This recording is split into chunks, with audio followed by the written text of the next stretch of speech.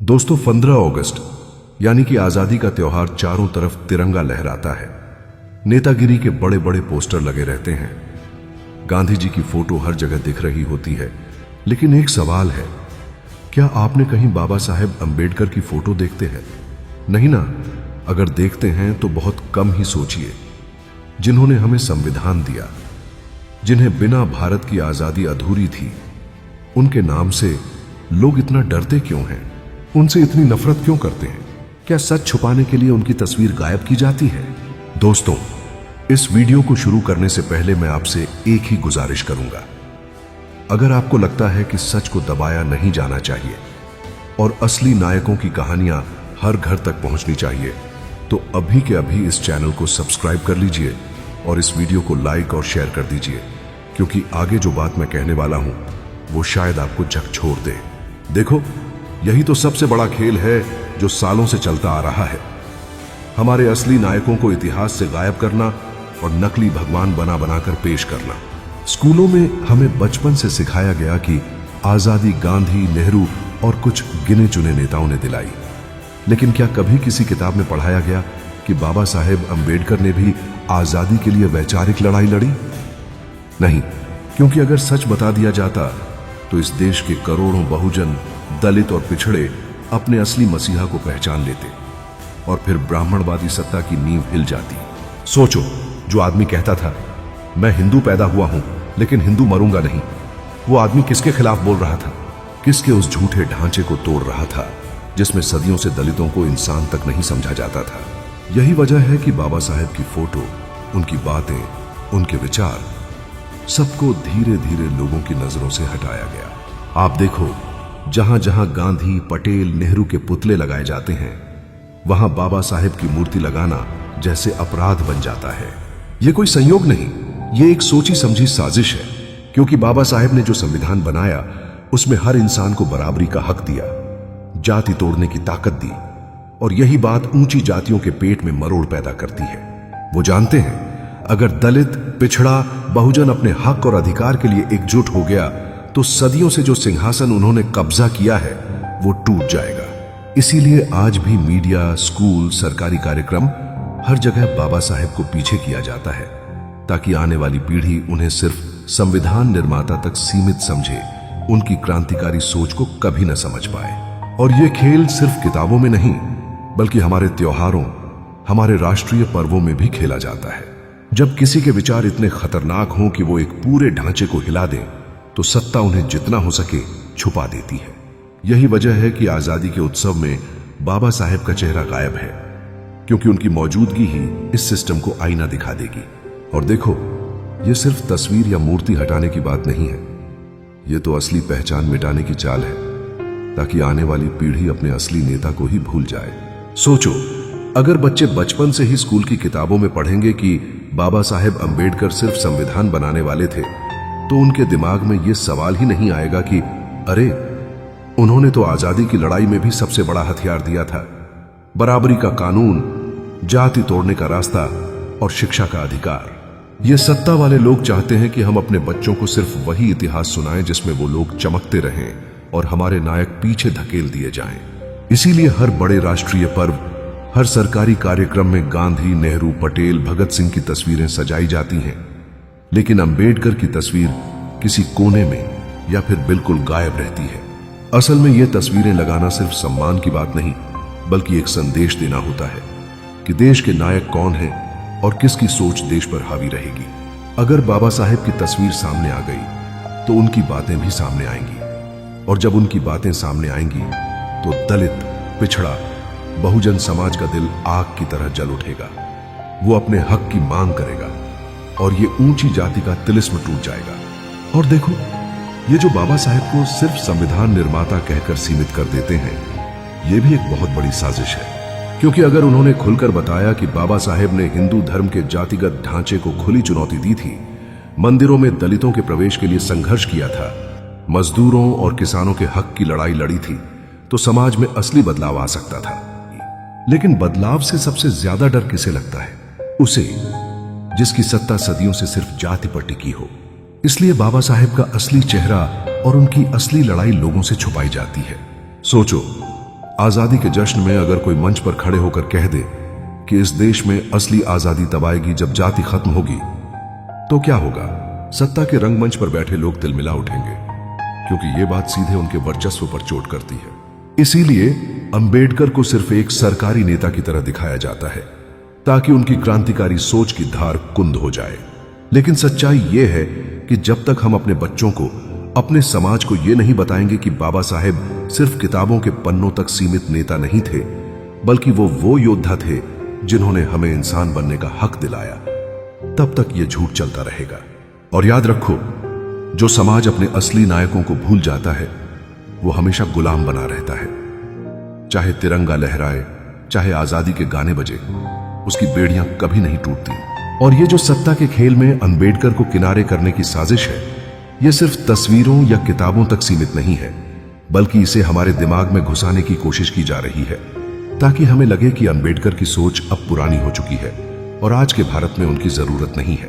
Media जो सरकार के इशारों पर नाचता है, वह अंबेडकर का नाम तो लेगा, लेकिन उनकी असली बातें, जैसे कि जाति उन्मूलन, आर्थिक बराबरी, महिलाओं के हक और धार्मिक स्वतंत्रता को कभी नहीं दिखाएगा। क्योंकि अगर ये बातें रोज सुनाई जाने लगीं, तो बहुजन समाज सवाल पूछने लगेगा, और सवाल पूछने वाले नागरिक किसी भी सत्ता के लिए सबसे बड़ा खतरा होते हैं। इसलिए टीवी पर सिर्फ वही नेता दिखाए जाते हैं जो सत्ता के एजेंडे को आगे बढ़ाएं, और अंबेडकर की जगह ऐसे चेहरों को लाया जाता है जो जाति के खिलाफ आवाज उठाने की बजाय सब अच्छा है का गीत गाते रहें। स्कूलों में भी बच्चों को यही सिखाया जाता है कि अंबेडकर ने संविधान लिखा, बस कहानी खत्म। न उनके संघर्ष का जिक्र, न उनके दर्द का, न उस समय के समाज की गंदी हकीकत का, जिससे लड़ने के लिए उन्होंने अपनी पूरी जिंदगी कुर्बान कर दी। इससे एक पीढ़ी तैयार हो रही है जो किताबों में पढ़कर मान लेगी कि जाति कोई बड़ी समस्या नहीं, और जो असली लड़ाई थी वो पहले ही जीत ली गई है। लेकिन असलियत तो यह है कि जाति आज भी उतनी ही जिंदा है, बस उसके रूप बदल गए हैं। कभी ये आरक्षण के मुद्दे पर हमला करती है, कभी दलितों की लिंचिंग में दिखती है, कभी नौकरी और प्रमोशन में भेदभाव के रूप में सामने आती है। और जब तक अंबेडकर की सोच जिंदा है, ये साजिशें कामयाब नहीं होंगी। इसलिए ये ताकतें उनकी सोच को कमजोर करने के लिए नए नए तरीके निकालती रहती हैं, जैसे उनके जन्मदिन को सिर्फ एक औपचारिक कार्यक्रम बना देना, जहां भाषण हो लेकिन उनकी बातों पर अमल ना हो। यह वैसा ही है जैसे किसी योद्धा की तलवार को सोने की मढ़ाई करके शो पीस बना दो, ताकि वो देखने में तो चमके लेकिन कभी किसी जंग में इस्तेमाल ना हो सके। इसलिए आज जरूरत है कि हम अंबेडकर को सिर्फ याद ना करें, बल्कि उनकी सोच को रोजमर्रा की जिंदगी में जी के भी जिए। अपने बच्चों को उनके संघर्ष की कहानियां सुनाएं, अपने घर में उनकी किताबें रखें, और हर मंच पर, हर बहस में उनके सवालों को दोहराएं। क्योंकि जब तक ये सवाल जिंदा हैं, तब तक सत्ता के झूठ का पर्दाफाश होता रहेगा। और याद रखो, अगर हमने आज चुप्पी साध ली, तो आने वाली पीढ़ी को एक ऐसा भारत मिलेगा जिसमें अंबेडकर की तस्वीर तो होगी, लेकिन उनके विचारों का नामो निशान नहीं रहेगा। और यही वो आजादी होगी जिसमें हम फिर से उसी पुराने जातिगत गुलामी के पिंजरे में बंद कर दिए जाएंगे। बस फर्क इतना होगा कि इस बार पिंजरे पर तिरंगा लहरा रहा होगा। और यही वजह है कि हमें यह समझना होगा कि अंबेडकर की सोच सिर्फ अतीत की बात नहीं है, बल्कि आज भी उतनी ही जरूरी है जितनी उस समय थी जब उन्होंने संविधान बनाया था। क्योंकि संविधान सिर्फ कागज का एक ढेर नहीं, बल्कि यह हमारे हक और आजादी की ढाल है, जिसे बार बार कमजोर करने की कोशिश की जा रही है। आज राजनीति में ऐसे नेता भरे पड़े हैं जो संविधान को तोड़ मरोड़ कर अपने फायदे के हिसाब से इस्तेमाल करना चाहते हैं। कभी आरक्षण खत्म करने की बात करते हैं, कभी धर्म के नाम पर कानून बदलते हैं, और कभी न्यायपालिका पर दबाव डालते हैं ताकि फैसले सत्ता के पक्ष में आए।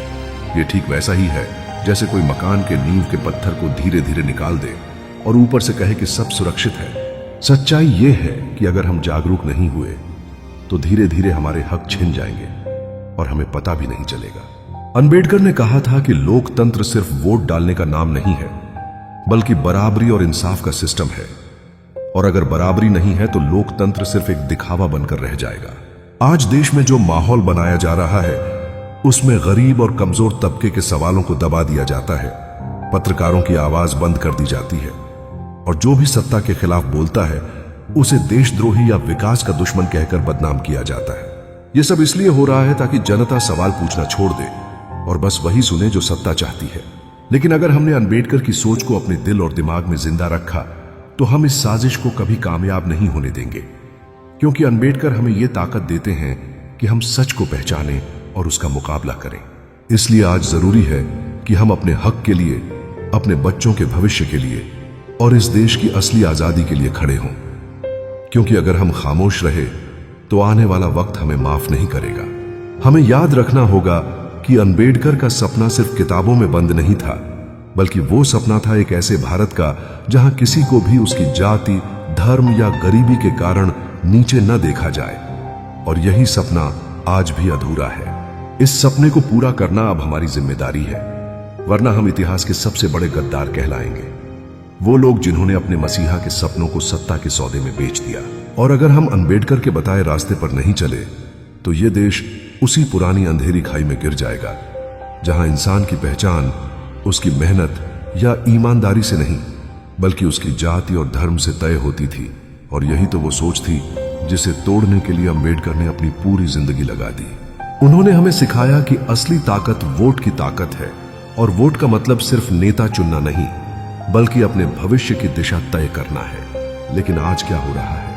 नेता जनता के असली मुद्दों से ध्यान हटाकर हमें आपस में बांट रहे हैं, कभी मंदिर मस्जिद के नाम पर, कभी खान पान के नाम पर, तो कभी किसी जाति को बाकी जातियों से लड़ाने के नाम पर। यह सब खेल इसलिए हो रहा है ताकि गरीब और आम आदमी अपनी गरीबी, बेरोजगारी, महंगाई और अन्याय पर सवाल न पूछे।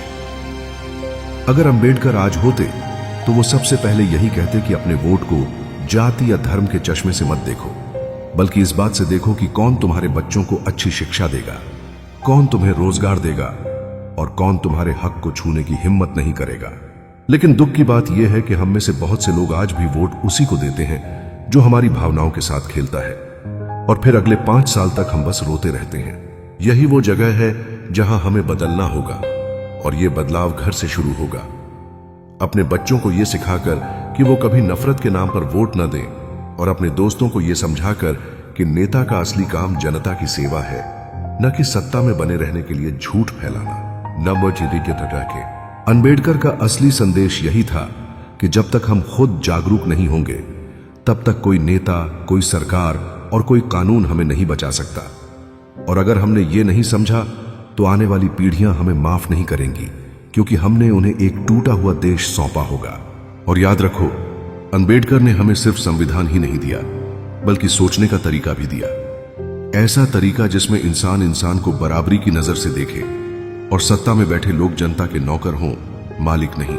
लेकिन आज हालात ऐसे बना दिए गए हैं कि नेता खुद को राजा समझने लगे हैं और जनता को बस उनकी जय जयकार करने वाली भीड़। ये भीड़ वही है जो कभी किसी जाति के नाम पर लड़ रही होती है, कभी किसी धर्म के नाम पर, और असली मुद्दे पीछे छूट जाते हैं। अगर अंबेडकर होते तो वो इस भीड़ से कहते, तुम्हारा असली दुश्मन वो है जो तुम्हें अज्ञान में रखता है, न कि वो इंसान जो तुम्हारे धर्म या जाति से अलग है। लेकिन समस्या यह है कि हमारे समाज में शिक्षा को कमजोर कर दिया गया है, क्योंकि पढ़ा लिखा इंसान सवाल पूछता है, और सवाल करने वाला नेता के लिए सबसे बड़ा खतरा है। इसलिए हमें यह समझना होगा कि बदलाव का पहला कदम है खुद को और अपने आसपास के लोगों को सच से परिचित कराना। जब तक हम राजनीति में अपना हक मांगने नहीं जाएंगे, तब तक हमारे हक छीने जाते रहेंगे। और ये हक सिर्फ नारे लगाने या सोशल मीडिया पर पोस्ट डालने से नहीं मिलेंगे। इसके लिए हमें संगठित होना पड़ेगा, एकजुट होना पड़ेगा और गलत के खिलाफ आवाज उठानी पड़ेगी, चाहे वो गलत हमारे अपने समाज के अंदर हो या बाहर। अंबेडकर का सपना तभी पूरा होगा जब हर गरीब बच्चा पढ़ सके, हर औरत बिना डर के जी सके और हर मेहनतकश का पसीना उसकी जिंदगी सुधार सके। हमें तय करना होगा कि हम वोट के समय भावनाओं में बहने वाली भीड़ बनेंगे या जागरूक नागरिक जो अपने बच्चों का भविष्य देखकर फैसला लेगा। क्योंकि अगर आज भी हमने अपनी आंखें मूंद ली तो आने वाले सालों में हमारे हाथ में सिर्फ पछतावा और गुस्सा बचेगा, और तब शायद हमारे पास बदलने का मौका भी ना हो। और यहीं से आगे बढ़ते हुए हमें यह समझना होगा कि बदलाव सिर्फ नेताओं के बदलने से नहीं आता। असली बदलाव तब आता है जब सोच बदलती है, और सोच तभी बदलती है जब शिक्षा और जागरूकता हमारे जीवन का हिस्सा बनती है। अंबेडकर का मानना था कि किसी भी समाज का सबसे बड़ा हथियार किताब होती है, लेकिन आज किताबों की जगह अफवाहें और नफरत ने ले ली है। सोशल मीडिया पर हर दिन नए नए मुद्दे उछाले जाते हैं ताकि असली समस्याओं से ध्यान हट जाए। बेरोजगारी, महंगाई, भ्रष्टाचार, ये सब पीछे छूट जाते हैं और लोग उन बातों पर बहस करने लगते हैं जिनसे उनकी थाली में रोटी नहीं आती। अगर अंबेडकर होते तो शायद वो सबसे पहले यही कहते कि अपनी लड़ाई खुद लड़ो, किसी भगवान, नेता या बाबा के भरोसे मत बैठो, क्योंकि इतिहास गवाह है कि जिसने भी अपने हक की लड़ाई खुद लड़ी है वही जीत पाया है। हमें यह तय करना होगा कि हम अपनी ऊर्जा नफरत फैलाने में खर्च करेंगे या अपने बच्चों का भविष्य बनाने में। हमें यह समझना होगा कि नेता आते जाते रहते हैं, लेकिन सिस्टम को सही करने की जिम्मेदारी जनता की होती है। अगर जनता चुप रही तो गलत लोग ताकतवर होंगे, और अगर जनता सवाल पूछेगी तो हर नेता जवाब देने पर मजबूर होगा। इसलिए अंबेडकर के सपनों का भारत बनाने के लिए हमें पढ़ना होगा, सोचना होगा और गलत के खिलाफ बोलना होगा, चाहे सामने वाला कितना ही बड़ा क्यों ना हो। याद रखिए, जो इंसान सवाल पूछना छोड़ देता है वो धीरे धीरे गुलाम बन जाता है, और गुलामी किसी भी रूप में हो वो इंसान की आत्मा को मार देती है। हमें इस गुलामी से निकलना है, और ये तभी होगा जब हम खुद को बदलेंगे, अपने समाज को बदलेंगे और आने वाली पीढ़ियों के लिए एक ऐसा देश छोड़ेंगे जिस पर अंबेडकर भी गर्व करते। दोस्तों, अगर आपको ये वीडियो सोचने पर मजबूर करता है, अगर आपको लगता है कि ऐसे सच और ऐसी बातें ज्यादा से ज्यादा लोगों तक पहुंचनी चाहिए, तो इस चैनल को सब्सक्राइब जरूर करें। आपकी एक क्लिक हमें और ताकत देती है सच बोलने की। वीडियो को लाइक और शेयर करना मत भूलिए, ताकि ये बात सिर्फ आपके तक नहीं बल्कि पूरे देश तक पहुंचे। सच की आवाज को दबने न दें, इसे और बुलंद करें।